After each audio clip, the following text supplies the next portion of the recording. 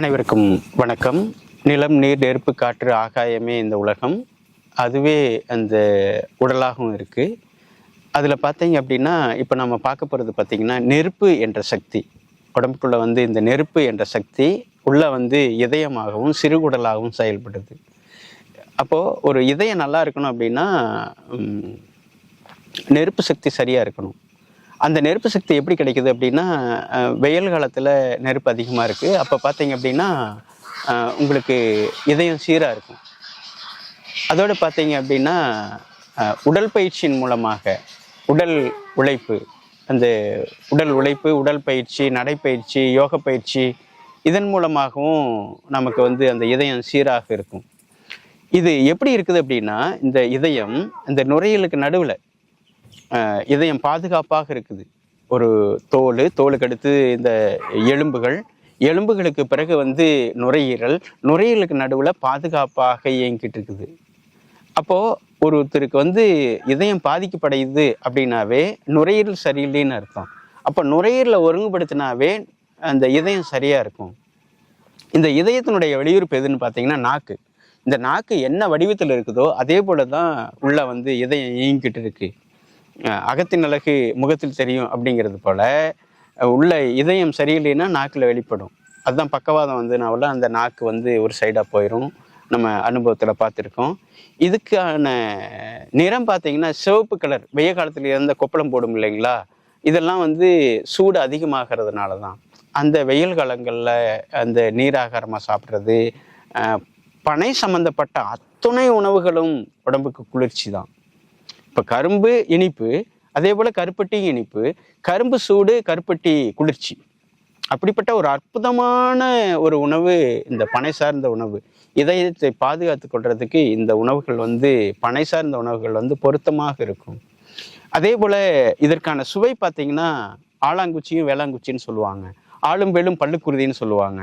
நான் கூட கடந்த காலத்தில் பார்த்தீங்க அப்படின்னா அது நல்ல ஒரு பஞ்சு போல் இருக்க மாட்டேருக்குது, பல்லு துளக்கிறதுக்கு பொருத்தமாக இருக்குன்னு நினச்சேன். ஆனால் அது அப்படி அல்ல. அது சுவையினுடைய அடிப்படையில் கொண்டு வர்றாங்க. அந்த கசப்பும் துவர்ப்பும் அதில் இருக்கிறதுனால இதயத்தை சீராக்கும். அதே போல் வேப்பங்குச்சி விளக்குறது நம்முடைய காலங்காலமாக இருக்குது. வேப்பங்குச்சி, ஆவாரங்குச்சி, கருவேலங்குச்சி இப்படி வைக்கும் பொழுது அந்த நாக்கில் அந்த கசப்பும் துவர்ப்பும் படும் பொழுது அந்த இதயத்துக்கு போய் சேருது.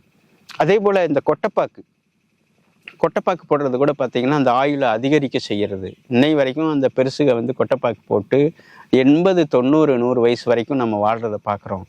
அப்படிப்பட்ட ஒரு உயர்வான செய்தி இந்த இடத்துல நம்ம பதிவிட விரும்புகிறோம். அதே போல் இதுக்கான பருவகாலம் பார்த்திங்கன்னா வெயில் காலம். நிறம் சிகப்பு. மனோநிலை பார்த்திங்கன்னா பெருமை அடைகிறது. எனக்கு எம்எல்ஏவை தெரியும், எனக்கு எவ்வளோ சொத்து இருக்குது, இப்படி பெருமைப்பட்டுக்கிட்டே இருக்கிற ஒரு நாள் தகர்ந்து போச்சு அப்படின்னா அந்த இதயம் சம்பிச்சு போய் உடம்புல சிக்கலை உருவாக்கும். அப்படி அந்த மனநிலையை சீர்படுத்தணும், சுவையை சீர்படுத்தணும். ஒரு மிதமான சூடு உடம்புக்கு வேணும். ரொம்ப சூடுமாகாது, குளிர்ச்சியுமாகாது. இப்படிப்பட்ட நிலைகளை நம்ம பயன்படுத்தும் பொழுது நிச்சயமாக அந்த இதயத்தை சீராக்கி கொள்ளலாம். இன்னொன்று பார்த்தீங்க அப்படின்னா, அந்த ஒரு குளிர்காலத்தில் கூட ஒரு குப்புன்னு வேத்து போயிடுது இல்லையா, ரொம்ப உடல் பயிற்சி பண்ணி வைக்கிறது ஒன்று, நடைப்பயிற்சி பண்ணி வைக்கிறது ஒன்று. ஆனால் திடீர்னு வேத்துருச்சு அப்படின்னாவே இதயம் ரொம்ப படபடப்பாக துடிச்சு தான் அப்படி வேத்துருது. அப்போ ரொம்ப உஷாராக இருக்கணும். அதுக்கு ஹோமியோபதியில் மிகச்சிறந்த மருந்து டோனிகார்டுன்னு ஒரு மருந்து இருக்குது. நாங்கள் அனுபவம் பெற்ற மருத்துவர்கிட்ட வாங்கி கொடுத்துருக்குறோம். ஒரு உயிரிழப்பை கூட தடுக்க முடியும் அப்படின்னா அந்த டோனிகார்டு என்ற மருந்து மிகச்சிறந்த மருந்தாக இருக்குது. வாங்கி அதை எளிமையாக பயன்படுத்தி கொள்ளலாம். அதே போல் இந்த துவர்ப்பு சுவையும் சீர்படுத்துவதன் மூலமாக இந்த இதயத்தை சரி பண்ணி கொள்ள முடியும். இப்படி பல்வேறு மருத்துவ முறைகளுக்குள்ள நம்ம உள்வாங்கிறதுனால இந்த வீடியோவை பதிவிடுறோம். ஒரு பொருட்செலவு இல்லாமல், அதிக செலவில்லாமல் உயிர் தடுப்பு முறைகளில் நம்ம பார்த்துருக்குறோம். அதனால் இந்த முறைகளை பின்பற்றி ஒரு மருத்துவ செலவில்லாமல் வாழ்வதற்கான வழிமுறைகளை தேடிக்கொள்ளுமாறு நம்முடைய உறவுகளுக்கு கேட்டுக்கொள்கிறோம். அனைவரும் பார்த்து பயனடைய வேண்டுமென தெரிவித்து கொண்டு மீண்டும் சந்திப்போம். வாழ்க வளமுடன், வாழ்வாங்கு வாழ்க.